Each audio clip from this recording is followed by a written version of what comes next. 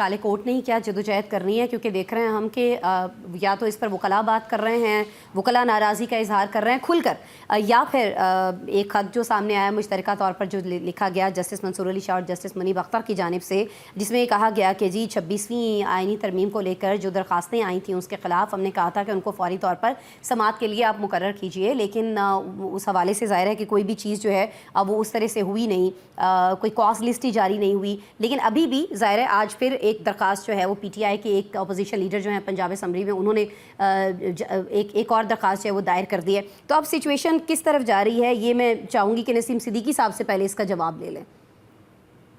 बिस्मिल्लाहिर्रहमानिर्रहीम। आसमा, बहुत शुक्रिया। देखें, जो भी मामला इस वक्त चल रहे हैं उसमें इस्टेब्लिशमेंट और हुकूमत का गठजोड़ चल रहा है। दो बड़ी पार्टियां हुकूमत है, पीपल्स पार्टी है, मुस्लिम लीग नून है, MKM उनके साथ। इसमें बड़ा मुश्किल हो जाता है कि अपोजिशन अपना कोई रोल प्ले कर सके। जिस तरह भी रियासत आज़ाद साहब बात कर रहे थे, बात इनकी बिल्कुल ठीक थी, लेकिन देखें ये आईनी मसले हैं और जिस तरह चौधरी इफ्तिखार का भी मसला हुआ था और ये पाकिस्तान बना वकला ने हमेशा तहरीक का आगाज किया, क्योंकि ये लोग आईनी नुक्तों को जानते भी हैं और इनमें थोड़ा सा एग्रेसिवनेस भी होता है।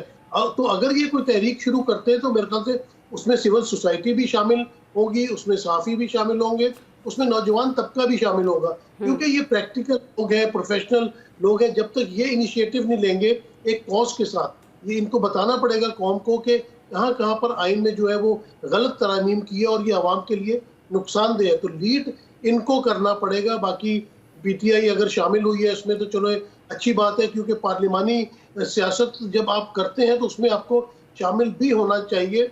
क्योंकि जब PTI की हुकूमत थी तो बिलावल भुट्टो जरदारी रोज असेंबली में आके कहते थे कि सिलेक्टेड गवर्नमेंट, सिलेक्टेड जो है प्राइम मिनिस्टर है, लेकिन वो पार्लिमानी सियासत की और पार्लिमान में रहते हुए वो अदम एतमाद की तहरीक लेके लाए जैसे मर्जी, लेकिन वो एक आईनी तरीका था, उसके जरिए उन्होंने PTI की हुकूमत को खत्म किया।